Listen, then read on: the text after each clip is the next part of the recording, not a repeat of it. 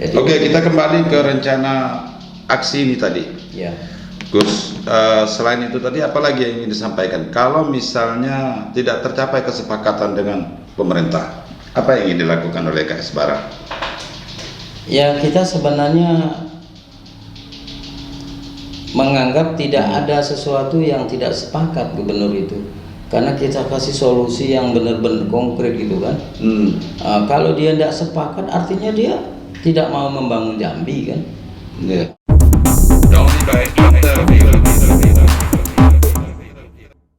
Relax dulu, relax.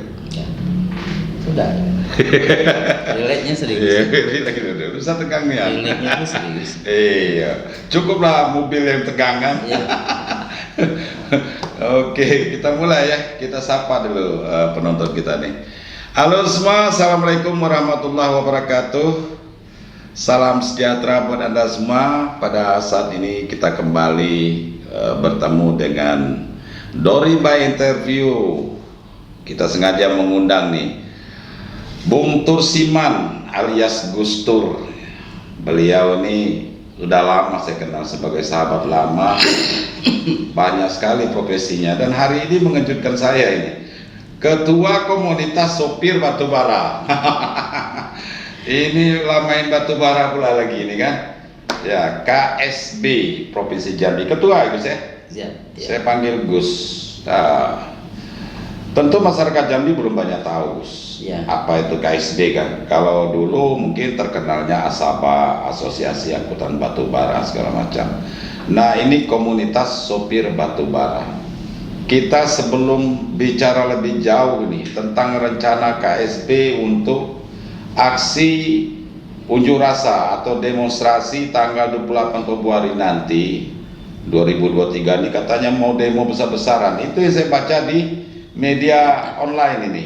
Sudah ada beritanya akan ada demo besar-besaran para supir. Itu benar ya?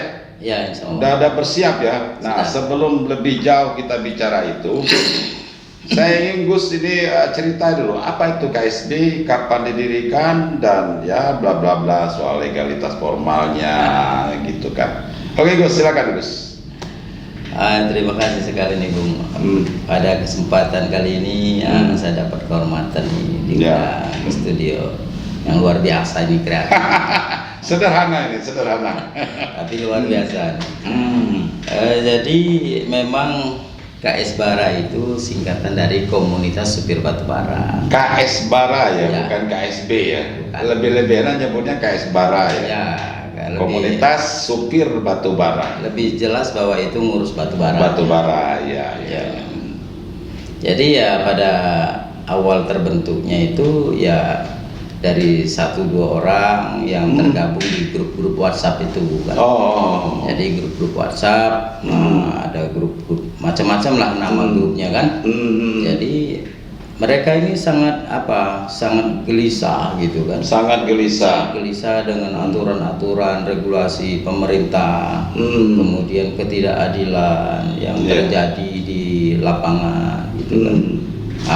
Akibatnya mereka merasa tidak ada yang bisa mewakili mereka itu untuk mengurus, misalnya contoh di kepolisian misalnya kalau ada kecelakaan. Iya. Itu biasanya ya ini kita cerita real di lapangan gitu. Benar. Ketika kita yang bermasalah dengan dengan kepolisian, biasanya pihak masyarakat ini selalu yang dirugikan gitu. Masyarakat maksudnya supirnya nih. Supir batubara ini.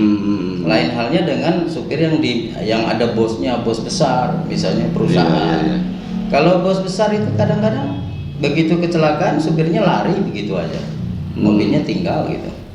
Nah, akibatnya apa? Tidak ada yang bertanggung jawab terhadap supir kita. Supir batubara ini Batubara kita, misalnya supir batubara kita disenggol gitu kan. Nah, kecelakaan, ditinggal begitu aja gitu. Artinya selama ini supirnya selalu dipojokkan lah gitu ya. Ya, jadi ketika kita yang nyenggol sedikit saja, itu menjadi kasus besar. Iya. Artinya itu yang saya katakan tidak ada keadilan di situ dari segi hukum tadi. Oh. Tuh, jadi itu real gitu kan. Jadi karena saya selalu mendampingin teman-teman yang berkasus di polsek-polsek itu, dan bahkan sampai hari ini ada rekan kita yang bocor itu kepala itu, sampai hari ini tidak ketemu orangnya, padahal KTP-nya jelas, segala jelas. Bocor kenapa itu? Dipukul oleh masyarakat. supir yang yang punya bos besar tadi kan. Tuh, jadi kadang-kadang di situ makanya individu itu tidak bisa berjuang sendiri kan. Iya. Ya ngobrol ringan lah awal-awalnya kan, karena dulunya sudah terbentuk juga. Cuman barangkali entah kenapa akhirnya ujung-ujungnya terpilihlah saya sebagai ketua komunitas sopir bara nih, batu bara tadi. Jadi legalitasnya langsung saya urus. Kita Kemkumham itu juga lama itu. Lama ya? Lama itu karena sampai 2 kali. Kes Bangpol dulu. Kemkumham dulu, notaris dulu kan, Iya. Kemkumham. Sudah dari situ baru kita domisili, kemudian sampai ke Kes Bangpol dan surat-surat yang lain gitu kan.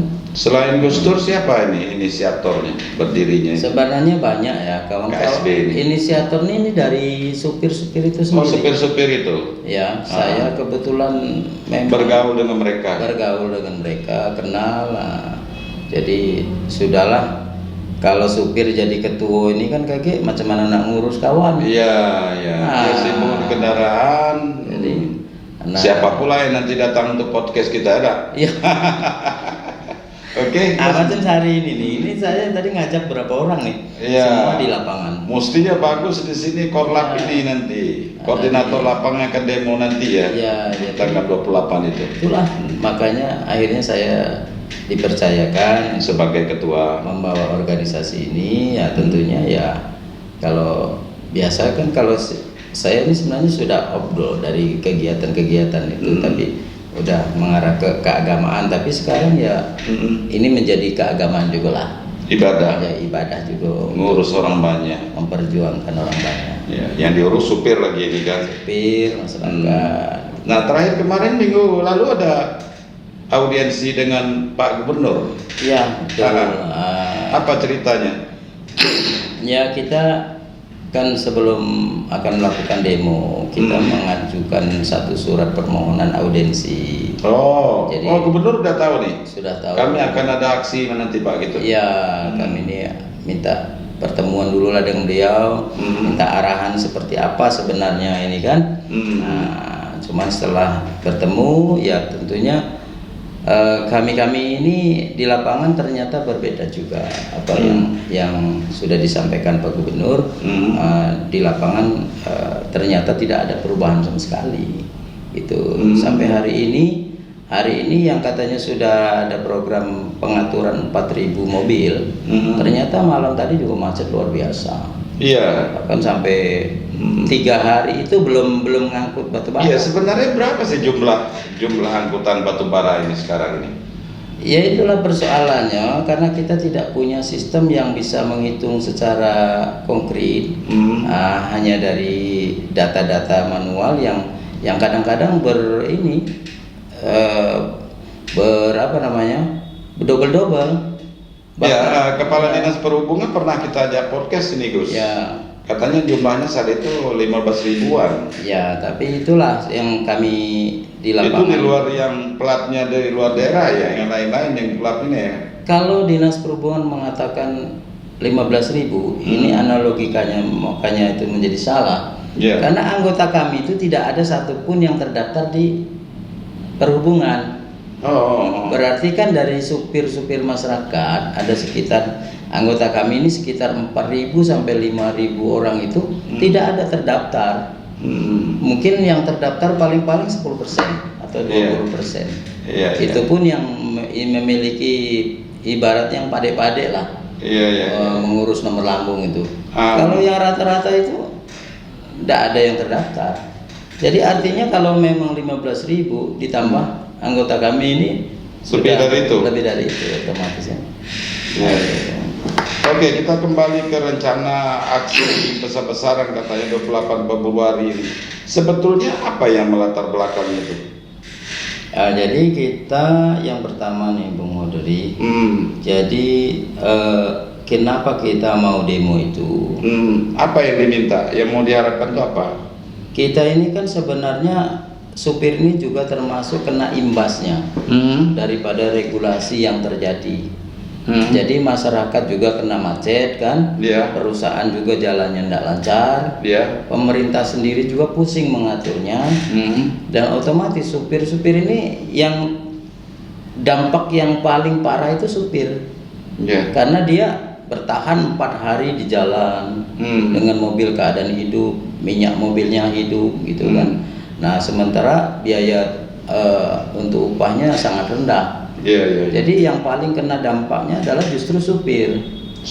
Jadi selama ini barangkali masyarakat resah ini akibat ulah supir. Padahal kalau itu supir inilah yang kena dampak yang paling parah. Gitu. Kenapa begitu? Ya kan dengan regulasi yang tadi tidak bisa dilaksanakan, berubah-ubah. Tidak dilaksanakan di lapangan. Apa yang dikatakan gubernur di lapangan berbeda. Oh gitu ya. Yang katanya begini-begini di lapangan juga lain lagi. Nah makanya kan dampaknya supir tadi. Tuh. Jadi berkembang masalah itu terus kan menjadi meluas gitu kan. Nah itu. Jadi makanya kami tuh demo itu juga ingin menyampaikan kepada masyarakat bahwa kita demo itu bukan memperjuangkan hak-hak supir saja, karena kita termasuk yang kena dampak ibaratnya. Nah, tapi kami ingin memperjuangkan bagaimana proses sirkulasi batubara, transportasi batubara ini menjadi lancar.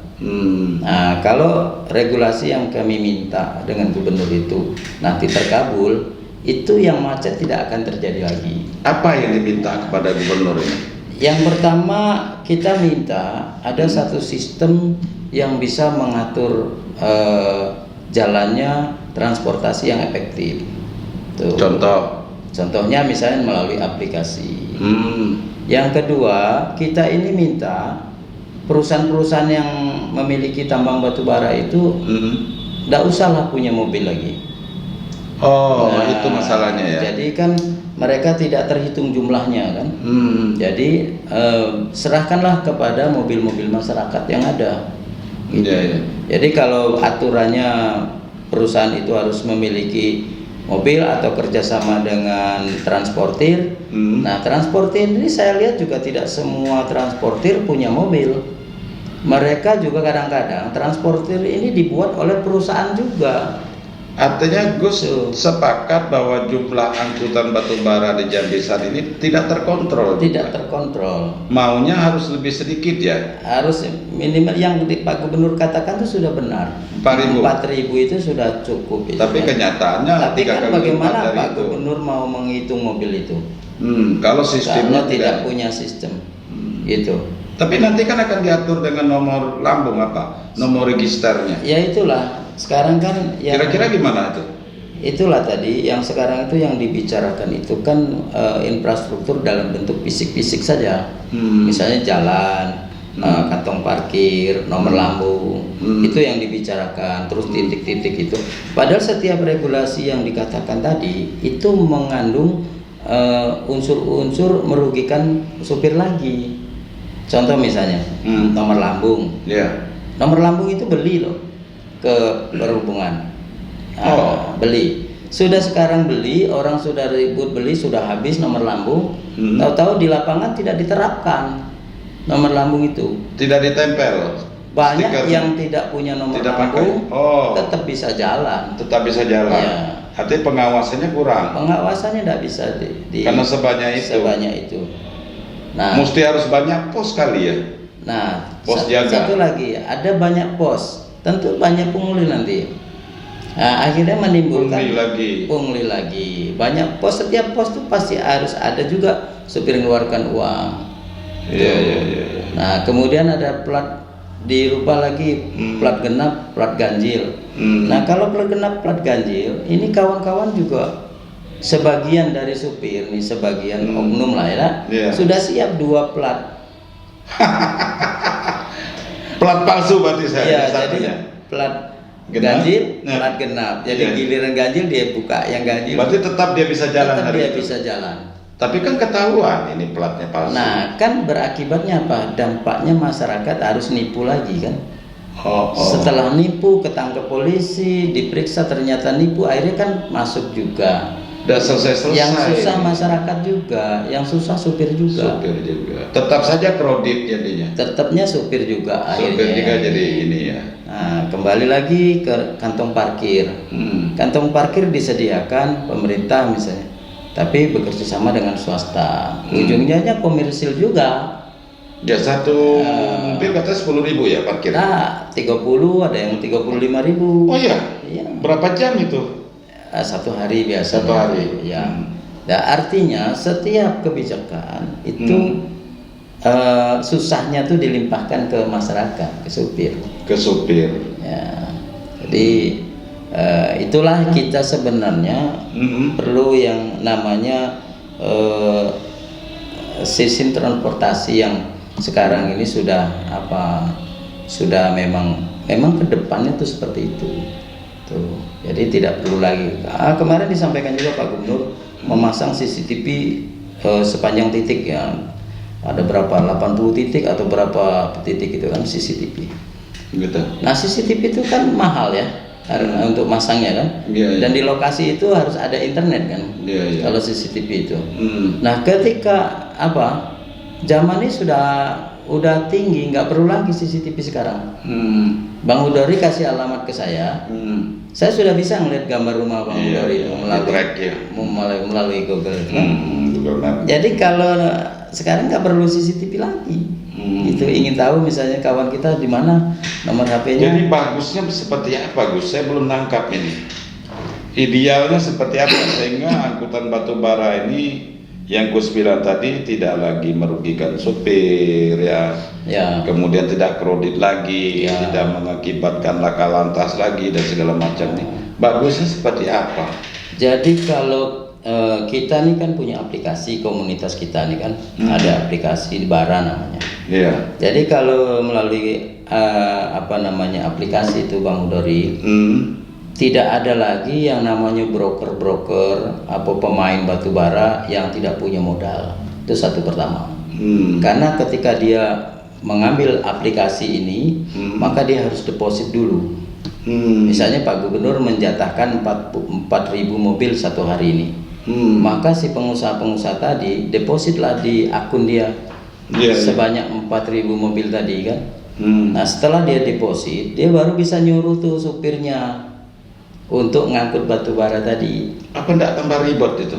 Dengar dulu. Jadi setelah si akunnya supir ini sudah ada juga dia.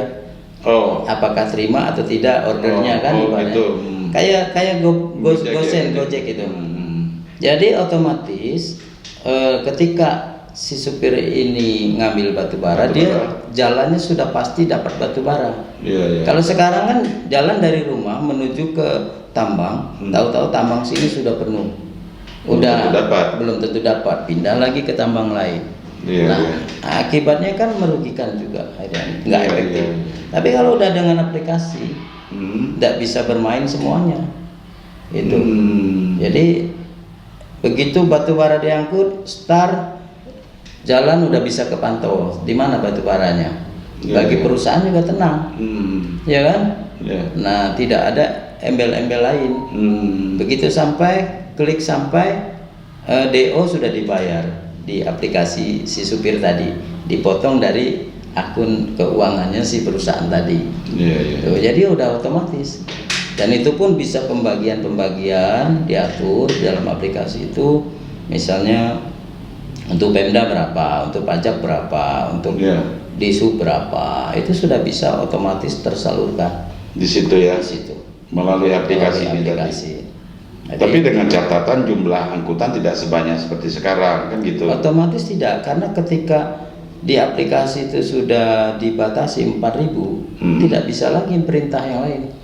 Sekarang kalau misalnya tanpa aplikasi misalnya ya, jalan sendiri ke sana, orang tidak mau nuangin batu bara. Nah, bagaimana nasib dengan kawan-kawan yang tidak dapat mendaftar di aplikasi itu? Sudah kuota sudah terpenuhi 4.000. Makanya sekarang kan kita sebenarnya harus menghitung dulu kemampuan kita.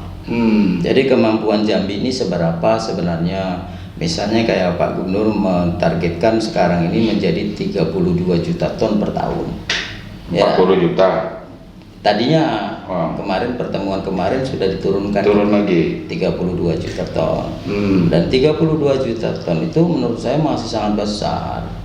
Kalau 32 juta ton dalam 1 tahun, itu lubang yang mau dikeruk itu berapa lebar? Iya, berapa banyak? Dan 10 tahun yang akan datang, apa yang terjadi? Misalnya Kotoboyo, iya, bisa jadi. Apalagi kita nih tambang kita kan bukan tambang ini, lebih banyak tambang permukaan ya. Ya, kemudian kita menghitung juga kemampuan supir yang ada di Jambi, masyarakat ini ada berapa? Iya. Nah, kalau misalnya ada 9.000, artinya sudah tidak perlu mobil luar lagi. Iya. Betul? Nah, mobil luar artinya ya balik kandang dulu, balik kampung, gitu. Kalau misalnya masih, rupanya mobil masyarakat hanya 4.000, kita butuh mobil 9.000, artinya mobil teman-teman yang dari provinsi lain masih bisa.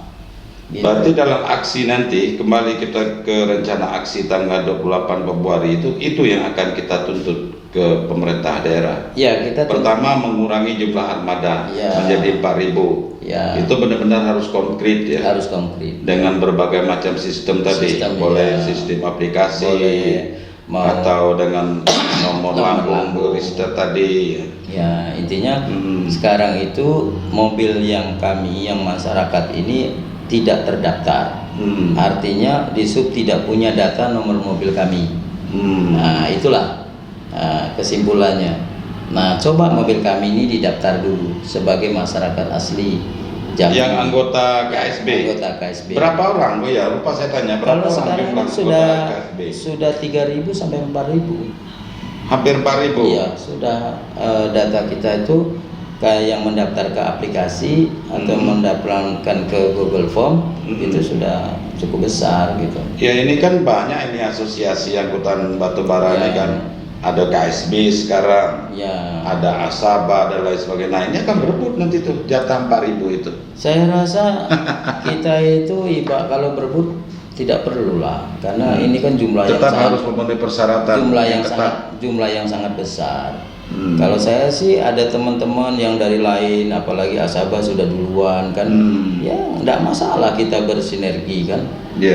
Ini duit besar ini, Bung. Bagi-bagi jatah lah ya. Iya, kalau ada yang bilang batu bara itu milik Tuhan bagi rata kan. Jadi tidak perlu kita itu bersaing-saing ya. Jangan monopoli ya. Nggak usah. Kita cukup 1.000 mobil aja yang sama kita. Itu sudah luar biasa susahnya nih untuk ngatur 1.000 itu. Gus, kalau boleh tahu ini penghasilan supir ini berapa sekarang per hari? Bersih ya? Ya kalau sekarang dengan kondisi sekarang yang ngangkut batu bara itu bisa 3 sampai 4 hari itu nggak ada yang dibawa pulang, 0. Karena lamanya ngantri tadi. Sehingga kos mereka di perjalanan juga besar. Artinya dengan banyaknya jumlah armada ini justru malah membuat supir itu sendiri tidak dapat apa-apa. Ya contoh misalnya perjalanan 4 hari macet, minyak mobil dalam posisi on berjalan. Nah, otomatis kan minyak saja sudah lebih dari 1 juta untuk ongkos minyak saja. Jadi ya udah jelas tidak ada ini. Berarti apa sih sebenarnya sehingga jadi kebablasan ini? Dulu kan cuma 2.000, sekarang jadi 15.000. Kalau saya lihat itu tadi, Bung, sistem yang tidak ada, kemudian regulasi yang dibuat Pak Gubernur ini berubah-ubah. Sepertinya kayak tidak melalui hasil kajian-kajian dan yang diajak diskusi. Kalau saya lihat rapat-rapat di SUB, rapat-rapat SKPD itu mereka-mereka yang kadang-kadang memang tidak tahu di lapangan, tidak memahami persoalan, cuma teori ini mestinya gini. Kan sudah ada tuh asosiasi pengusaha batubara, tidak pernah ada komunikasi dengan mereka, sudah. Kita tidak tahu juga karena kita kan baru ya, baru, jadi kita tidak tahu bagaimana Pak Gubernur memberikan ruang ke publik ini untuk ikut membantu kan. Kalau kita diberikan kesempatan memberi masukan, pasti kita akan bantu gitu. Jadi memang yang tadi saya katakan itu seolah-olah aturan itu tidak melalui kajian-kajian, sehingga aturan itu coba-coba gitu. Nanti kalau enggak ini gini lagi, nanti enggak ini gini lagi kan. Jadi kelinci percobaan terus. Kelinci percobaan. Terus. Padahal setiap keputusan itu kan dampaknya uang, Bu. Misalnya saya sebagai gubernur menetapkan hari ini ada 200 aparat gabungan yang bekerja di lapangan. Otomatis saya sudah mengalokasikan uang untuk itu kan. Biaya itu. Jadi eksperimen terus nih jadinya. Eksperimen terus. Makanya kami sangat prihatin lah melihat itu, dan wadah KS Bara ini juga menjadi wadah bukan para supir tapi kita pemerhati juga jadinya kan. Jadi kita bisa menyampaikan hal-hal yang kenapa? Karena supir itu kena dampak, bukan supir. Yang selama ini kan yang dihujat supir ini. Ada macet supir, ada ambulan yang meninggal supir. Nah, wajar Gus, karena udah banyak korbannya. Macetnya luar biasa. Tentu berdampak pula terhadap pertumbuhan ekonomi kita. Salah satu penyebab faktor bagaimana kemarin bisa terjadi harga barang banyak yang melonjak naik, harga cabai segala macam, sehingga terjadi inflasi. Salah satu faktor penyebab terbesar itu karena kemacetan ini akibat sayur mayur tadi tidak sampai. Tidak sampai, yang jual ikan bawa ke sini udah mati duluan di jalan. Sampai pun pasien rumah sakit pun udah sampai ke rumah sakit udah udah meninggal duluan di jalan. Ini memang itu kan artinya aturan, dan perlu dicatat juga ini mobil-mobil yang biasa belong kanan atau istilahnya lewat jalur kanan nggak mau antri, itu supirnya masih anak-anak, Bung. Jadi tanpa disadari oleh disub itu banyak supir anak-anak yang belum berumur. Masih di bawah umur? Masih di bawah umur. Ada supir yang usianya di bawah 17 tahun? Di bawah 17 tahun. Yang tidak boleh, belum boleh pakai SIM kan? Ya mereka ugal-ugalan. Karena mereka bawa mobil perusahaan, mereka tidak merasa merawat mobil. Nah kalau supir kita kan dia yang dia yang punya mobil. Kalau supir kita ini kan dia yang nyupir, otomatis bawa mobilnya juga hati-hati. Berarti banyak supir batubara sekarang yang banyak di bawah umur. Kok bisa? Nah itu bahkan supir serap, supir cadangan. Bahkan ada mobil pick up itu dapat nomor lambung juga. Mobil kecil, mobil kayak jenis carry kayak dapat nomor lambung. Artinya disub kan tidak menguasai itu. Yang mana yang harus dibagi nomor lambung, yang mana yang tidak gitu. Tuh. Ini berapa harganya untuk bisa dapat nomor lambung itu? Kalau dari disubnya itu katanya sih 35.000. 35.000 untuk berapa lama itu? Masa berlaku? Masa selamanya lah. Selamanya. Dan untuk kalau kendaraannya rusak diganti nomor lambung itulah tetap dipakai. Anggota kita kalau mau dapat nomor lambung sekarang sekitar 150, bahkan 250 pun. Kok bisa jadi besar? Nah disitulah jadinya ada permainan. Menjadi seperti dijual belikan gitu kan. Ini benar seperti itu? Ini betul ya. Karena ada oknum-oknum lah yang menawarkan mau enggak nomor lambung.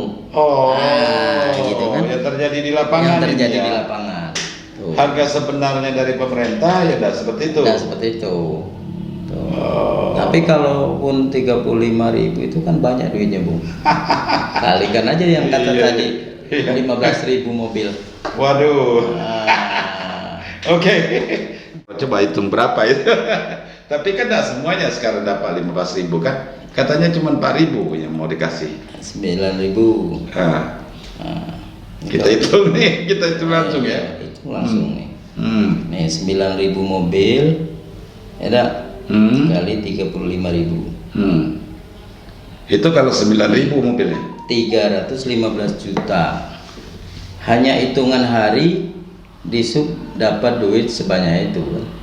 Kalau sebanyak 9.000. 9.000. Kalau lebih dari itu. Lebih dari Tapi kan katanya cuma dikasih 4.000.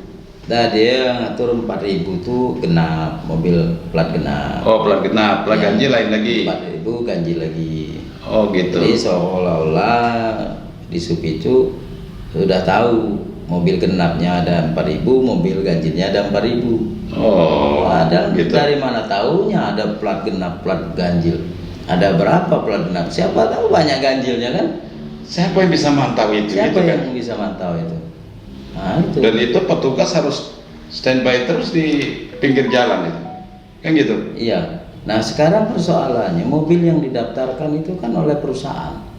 Iya. Mobil perorangan nyaris tidak bisa ruang, tidak ada ruang di situ. Oh, yang didaftarkan ini Ya, oleh perusahaan-perusahaan tambang. Perusahaan tambang, transportir, karena alasannya kan tambang ini harus pakai Sementara transportir. mobil yang masyarakat sendiri ini, yang beli, yang kredit ini. ya tidak tergabung dalam itu. Oh. Nah, itu. Gus, apalagi nih demo 28 Februari ini sudah sejauh mana persiapannya? Ya, ini alhamdulillah kalau masalah demo kita memang didukung oleh masyarakat ya. Jadi yang awalnya tadi supir aja yang mau demo, sekarang ini justru banyak masyarakat mau ikut. Jadi, Ini benaran yang malah masyarakat masuk ikut atau? kewalahan kita malah. Oh gitu ya? Iya. Atau nanti yang demo nanti malah justru masyarakat bukan supir? Kita utamakan Seharusnya supir kan? Ya, kita utamakan supir. Nah, kan ada juga persatuan ibu-ibu supir tuh. Oh, istri-istri supir ya? Istri supir ada juga. Nah maksud saya gini, jangan nanti malah ini diboncengin gitu oleh pihak lain. Ya. Supirnya sendiri tidak berteriak seperti ini, malah masyarakatnya yang berteriak gitu. Iya, jadi makanya nanti kan ada namanya Korlap. Oh, koordinator lapangannya. Lapangan, ada ya. Berapa kira-kira perkiraan masanya nih? Kalau kita peserta kan aksinya sebenarnya kan menyampaikan ke Polda itu 1.000 mobil, 1.000. ya, dan 2.000. Dengan mobilnya juga nanti. Iya. Ini bisa macet loh kota Jambi kalau masuk. Ya, makanya Aksinya di kantor gubernur. Kantor gubernur ya. Ya. Memang kan keinginan dari kita, kalau namanya demo itu sudah maksa kan. Iya. Maksa sesuatu yang ketika dialog itu tidak Menemui jalan buntu. memenuhi jalan buntu. Hmm. Akhirnya dengan jalan begitulah akhirnya kan. Apa yang ingin dipaksa ke Pak Gubernur ini nanti? Ya itu tadi,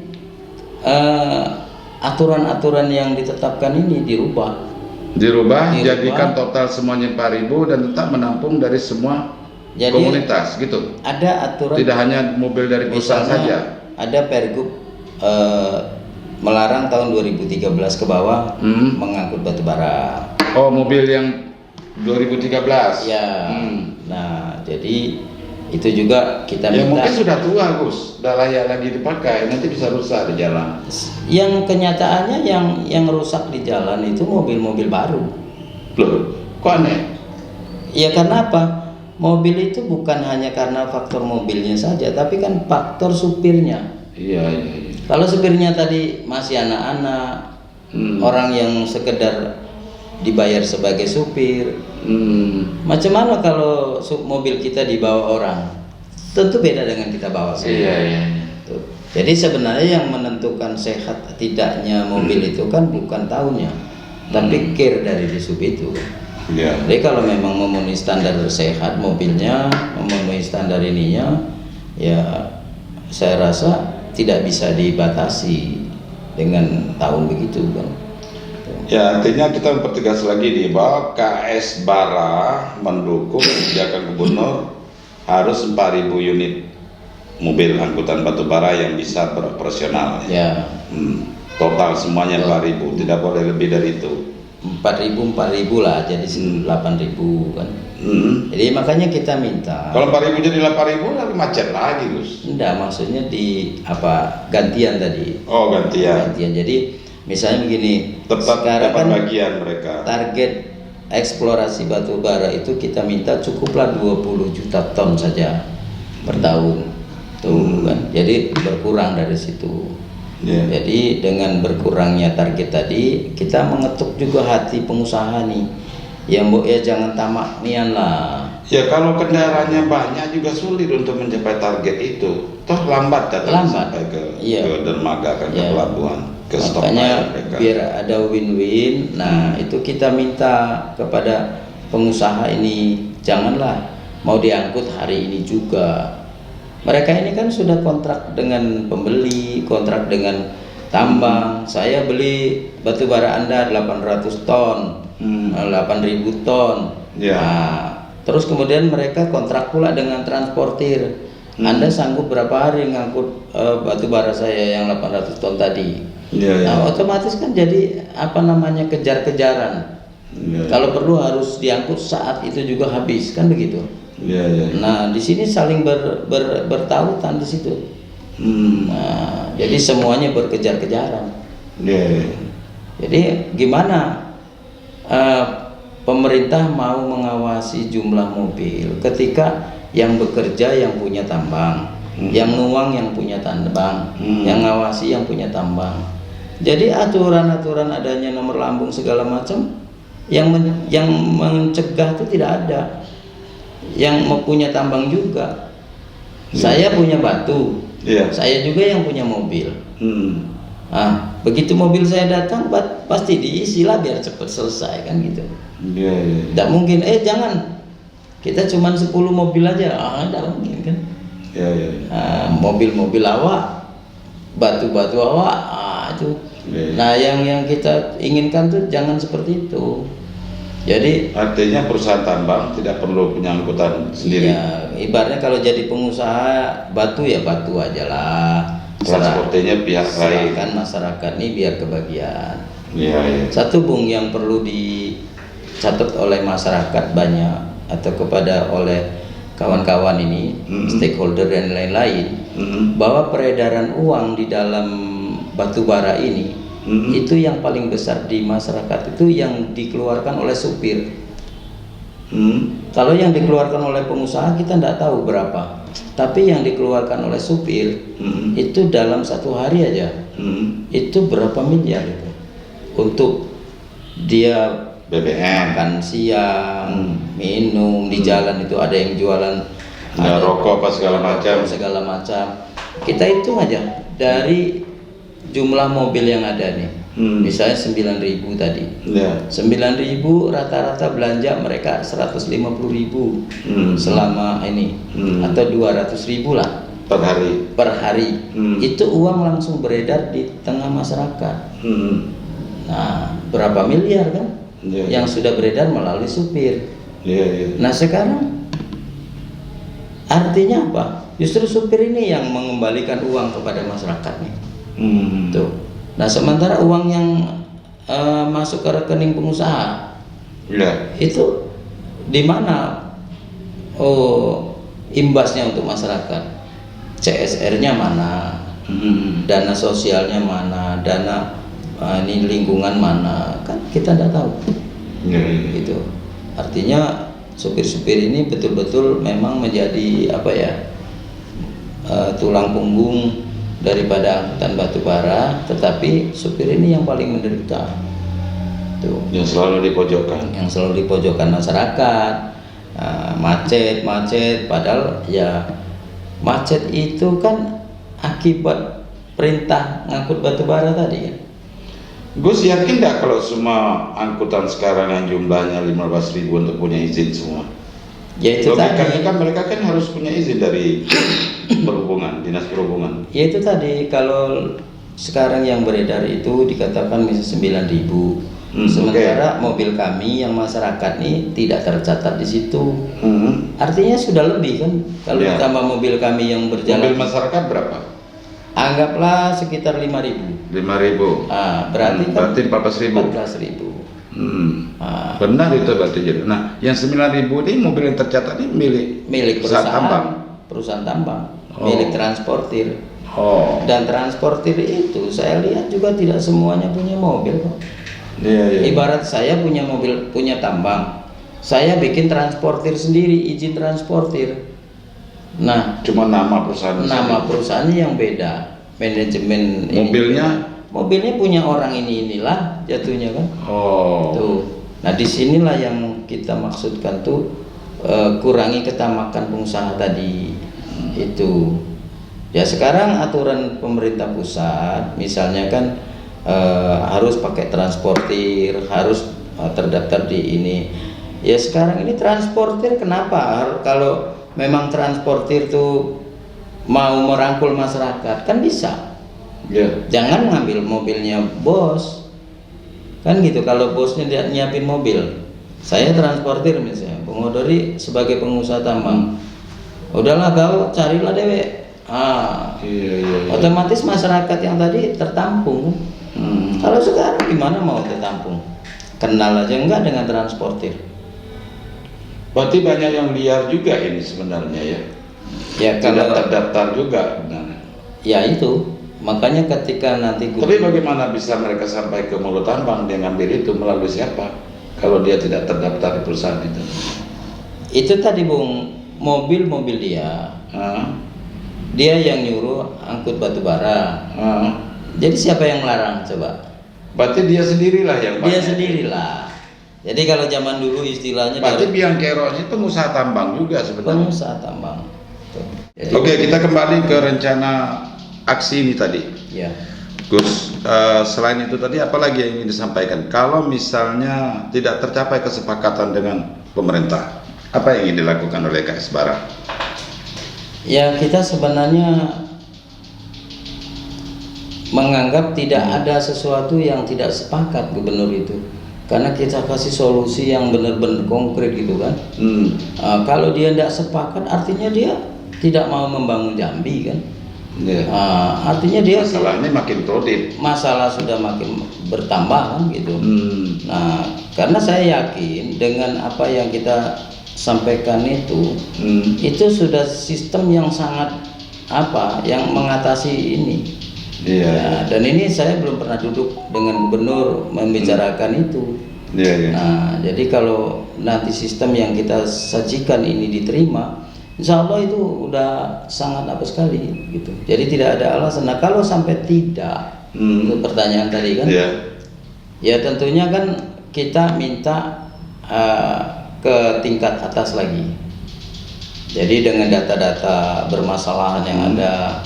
Nah, permasalahan yang ada ini ya kita lapor ke Pak Jokowi, Mau langsung ke langsung presiden. Presiden tuh. Kalau pemerintah daerah tidak bisa menyelesaikan ini. Kalau memang Pak Gubernur nanti, oh ini keputusan pusat gitu kan, nah kita ke Ya, Presiden. selama ini kan begitu. Ya, Selalu dilempar ini karena kewenangan pusat, tidak ada kewenangan gubernur gitu. ya sebenarnya kewenangan pusat itu kan hanya mengeluarkan izin. Izin tambang. Nah, tapi kan persyaratan-persyaratannya sehingga sebuah Banyak juga lah urusan izin daerah tambang gitu ya. yang daerah itu menentukan. Iya. Kalau di daerah ini tidak ada misalnya izin lingkungan, izin itu tidak terpenuhi kan tidak mungkin pusat mengizinkan, memberikan Dasarnya izin. dari daerah. Dasarnya dari daerah. Nah, jadi tidak bisa juga kita ini kita kan undang-undang otonomi daerah sudah jelas. Kita mengatur daerah kita dengan apa pendapatan yang ada, kemudian mengatur juga dari pusat apa yang ini. Gitu.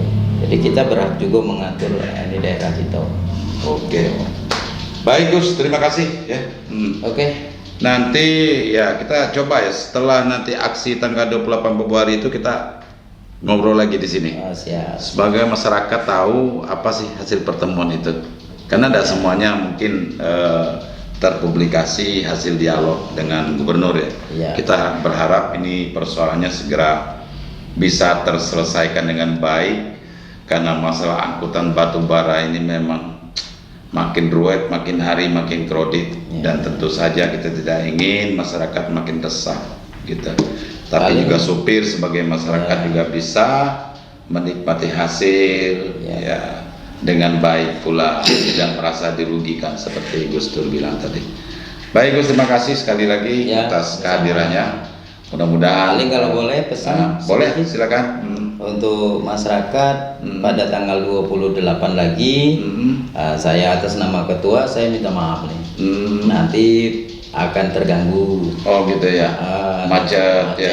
Oh iya. gitu. Tapi kan Itu- cuma 1 hari ya, Ya itu nggak sampai nginap kan? bukan untuk apa-apa.